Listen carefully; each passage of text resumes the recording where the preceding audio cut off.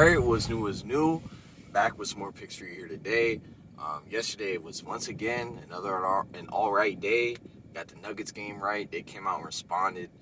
Jokic, man, what a game. 38 points, I think, on like 17 or 21 shooting. Okay, bro, I see you. That's what I'm used to from you, man.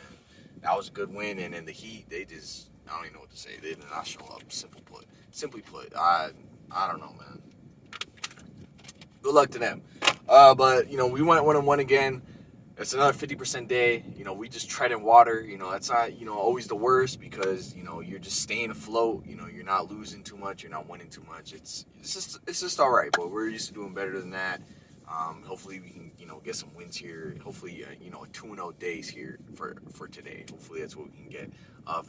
For this game we got the Dallas Mavericks going to LA Staples Center to take on the Clippers. And I'm going to just keep this short. I'm not going to go into a whole lot. I'm going to just keep it short.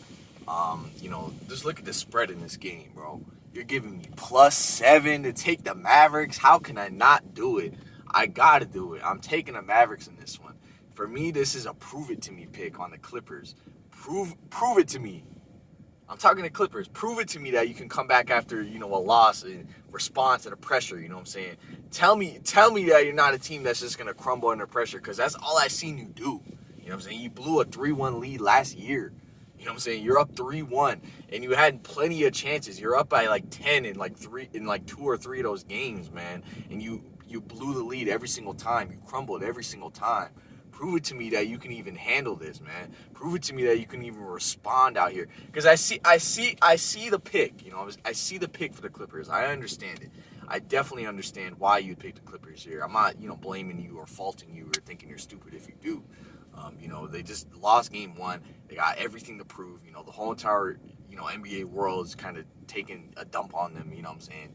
Oh, they dodged the Clippers. They blew a 3-1 lead. Ha, ha, ha. Pandemic P. Ha, ha, ha. I definitely see why he picked the Clippers. I could definitely see him being pissed and coming out here and blowing them out. But for me, it's just like I ain't seen them do that yet. I ain't see them be that type of team yet. So prove it to me, and then we'll, reassess and regroup and then pick based off that. And maybe I'll pick your games and, pick you to win. But for this series, bro, I'm going with the Mavericks as a whole. Like, not even in this game. I picked the Mavericks to win this series in 6 or 7 games. I mean, last year, Luka took them to 6. And now you're going to have Porzingis on the Mavericks, and you're telling me that the Mavericks ain't going to make this a closer series or not win it? You know what I'm saying? So I got the Mavericks in this series, and the Clippers just haven't shown me anything. I really think they're getting over-respected here by the spread. You know what I'm saying? I get, they got Paul George, you got Kawhi Leonard, they got a stacked team. They got Marcus Morris, Rajon Rondo. Like, I get it. I really do. But for me, it's just like, what have you shown me? What have you won? What have you accomplished? They haven't won a damn thing. They blew a 3-1 lead, and they're dodging teams to get in the playoffs. Like, that's not a good look. So it's like, so you can prove otherwise, I'm going with the Mavericks. It's just too much points to give me to take the Mavericks. I think this is a 50-50 game. I mean, I really don't understand how the spread is -7. I mean, I guess the old saying is, if it's too good to be true, it is.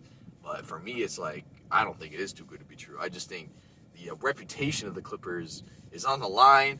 And each time that has been on the line, they have not shown up. So why would today be any different? It could be different, but I'm going to make them prove it to me. So I'm going with the Mavericks +7. I just can't resist. It's not only just like a prove it to me pick for the Clippers.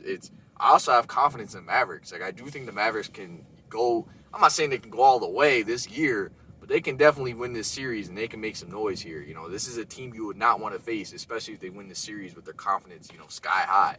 And of course, how are the Clippers going to stop Luka?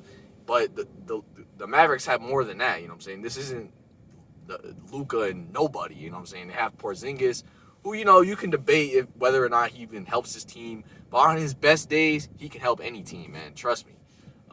He's a guy that just has to play to his size and play to his strengths and not get hurt. You know what I'm saying? Those are the keys for Porzingis. But they also have, Tim Hardaway Jr., explosive scorer. When he's on, he's on. Trust me, I know. From his Knicks days, I know he can really turn it on. But he can also shoot you out the game. He's a little bit of a wild card. Jalen Brunson, great backup point guard.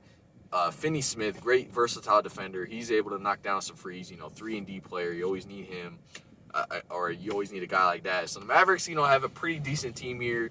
They're not, stacked to the brim like the Clippers, appear to be. But, the Mavericks do have some players, and I think they're a pretty good team. I would not want to face them, like I said, if they win the series. So that being said, going with the Mavericks, +7. I think the Clippers could win this game, but 7 is just too much to give me, man. I definitely can see the Clippers winning by like 2 or 3. 7 is just too much. I'm going with the Mavericks. Show me what you got, Clippers. Let's see. We'll see what happens.